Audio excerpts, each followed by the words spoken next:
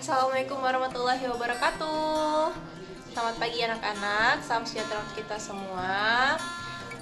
Sebelum memulai pelajaran seperti biasa, kita berdoa menurut agama dan kepercayaan kita masing-masing.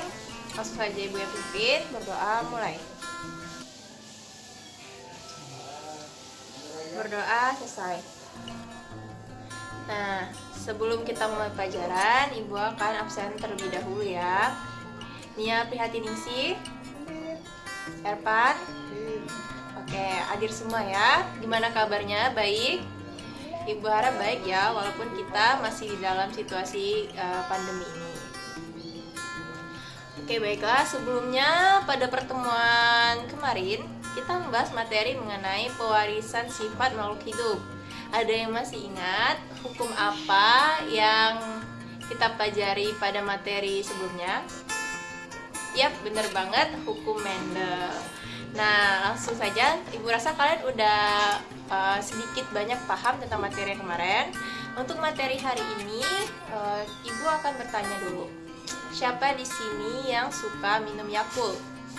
Atau kalau misalnya buka puasa, siapa yang di sini suka request sama ibunya buat bikinin sirup nata de coco yang ada nata de coconya?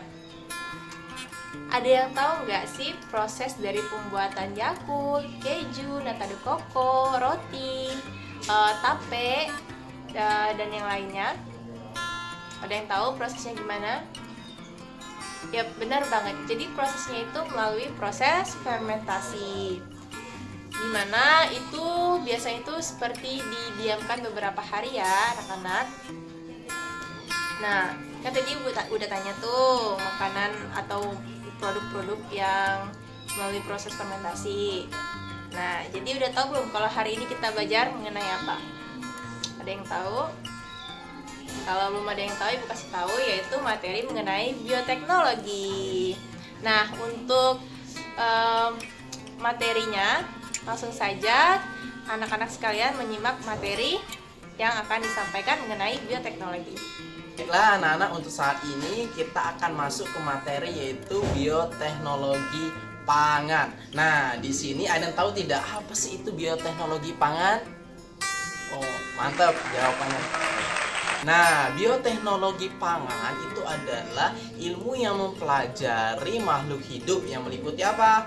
Bakteri, fungi, dan virus. Nah, maupun meliputi produk dari makhluk hidup yang seperti enzim, alkohol, sehingga hasil dari produksi itu dapat digunakan oleh manusia itu sendiri. Nah, setelah kita belajar apa itu pengertian bioteknologi pangan, sekarang kita akan melihat bagaimana sih penerapan bioteknologi pangan dalam kehidupan sehari-hari. Untuk itu, simak berikut ini. Penerapan bioteknologi di bidang pangan dalam kehidupan sehari-hari. Bioteknologi pangan adalah bioteknologi yang digunakan untuk menghasilkan produk makanan dengan memanfaatkan mikroorganisme. Beberapa contoh produk bioteknologi di bidang pangan yaitu tapai, yogurt, keju, tempe, kecap, roti, dan minuman yang beralkohol. Tapai dibuat dengan memanfaatkan mikroorganisme yang ada di dalam ragi tapai. Salah satu mikroorganisme yang berperan dalam pembuatan tapai adalah Saccharomyces cerevisiae. Selain Saccharomyces cerevisiae, jamur Aspergillus sp dan bakteri Acetobacter aceti juga berperan dalam pembuatan tapai. Mikroorganisme yang terdapat pada ragi tapai memiliki peranan yang sinergis. Artinya, mikroorganisme tersebut akan bekerja sama untuk mengubah bahan baku dari singkong atau beras ketan menjadi tapai. Selama pembuatan tapai terjadi pemecahan amilum atau pati menjadi glukosa. Proses ini dibantu oleh jamur Aspergillus sp. Proses inilah yang membuat tapai beras manis. Glukosa yang dihasilkan dari proses tersebut difermentasi menjadi alkohol oleh Saccharomyces cerevisiae. Proses ini menyebabkan tapai memiliki aroma yang khas. Proses fermentasi dilakukan mikroorganisme dalam pembuatan tapai merupakan respirasi anaerob, artinya dalam proses tidak dibutuhkan oksigen. Rasa masam pada tapai disebabkan adanya kandungan asam cuka. Asam cuka dihasilkan dari proses fermentasi alkohol oleh bakteri Acetobacter acetis secara aerob, artinya dalam keadaan terdapat oksigen. Fermentasi ini terjadi ketika pembungkus tapai terbuka. Oleh karena itu, agar tapai yang dihasilkan tidak terlalu masam dalam pembuatan tapai harus ditutup rapat.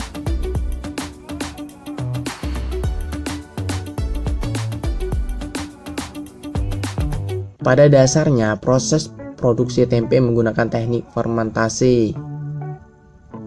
Fermentasi dilakukan dengan menumbuhkan jamur Rhizopus oryzae dan Rhizopus oligosporus pada biji kedelai.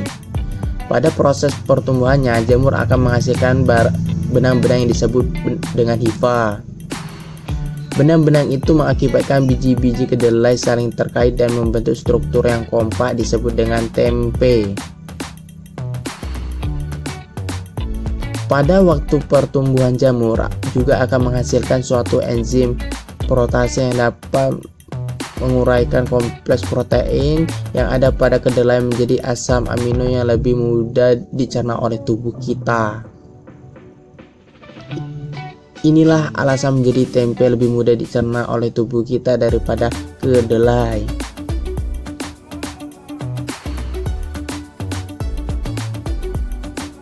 Pembuatan minum beralkohol juga melibatkan proses fermentasi yang dilakukan oleh Saccharomyces. Jenis Saccharomyces dan jenis bahan baku yang berbeda mampu menghasilkan aroma dan rasa khas pada jenis-jenis minuman beralkohol. Lama proses fermentasi mempengaruhi jumlah alkohol yang dihasilkan. Semakin lama proses fermentasi minuman, semakin tinggi kandungan alkoholnya. Terima kasih. Semoga bermanfaat. Nah, setelah teman-teman mempelajari mengenai apa itu bioteknologi, bagaimana penerapan bioteknologi dalam kehidupan sehari-hari, nah, kalian sudah ngerti kan apa yang telah dijelaskan, dan setelah kalian nonton video tentang penerapan bioteknologi dalam kehidupan sehari-hari. Sekarang, saatnya kita bagi kelompok untuk pembentukan produk bioteknologi. Nah, karena kalian ada 20 orang, jadi ibu bagi dalam 4 kelompok. Kelompok pertama, absen nomor 1 sampai nomor 5. Kelompok kedua, absen nomor 6 sampai nomor 10. Kelompok ketiga, absen nomor 11 sampai 15, dan kelompok 4 absen nomor 16 sampai nomor 20. Nah, sekarang giliran anak-anak ibu yang soleh, anak-anak ibu yang pintar, kita akan membuat produk mengenai bioteknologi. Nah, kira-kira produknya apa aja ya? Kalian sudah dibagi kelompok kan tadi? Ibu minta kalian koordinasi terlebih dahulu agar produk yang kalian hasilkan tidak sama dengan kelompok yang lain. Masing-masing kelompok, Ibu sarankan kalian cari tentang penerapan bioteknologi dalam kehidupan sehari-hari seperti pembuatan yogurt, pembuatan fermentasi tapai, dan yang lain-lain, atau buat donat, atau pokoknya kalian cari apa aja bioteknologi dalam kehidupan sehari-hari dan kalian buat produknya. Nanti jangan lupa minggu depan kalian kumpul produknya, bawa produknya ke sekolah. Ibu ingin melihat bagaimana prosesnya, bagaimana kalian membuatnya, apa saja bahannya, dan ibu akan melihat hasilnya bagaimana dari kerjasama kalian. Sampai sini, apakah ada yang ingin ditanyakan mengenai bioteknologi? Baiklah, jika teman-teman tidak ada yang ingin bertanya, ibu hanya ingin berpesan kepada teman-teman harus tetap semangat, jangan lupa belajar, tetap jaga kesehatan setelah masa pandemi seperti ini. Jangan lupa tugasnya dikumpul minggu depan. Untuk menjadi kelompok yang baik, teman-teman harus tetap kerjasama seperti lidi-lidi yang harus disatukan. Nah, seperti kita menyapu menggunakan sapu lidi dengan satu sapu lidi itu tidak akan bisa, ya kan? Itu akan terlihat sulit.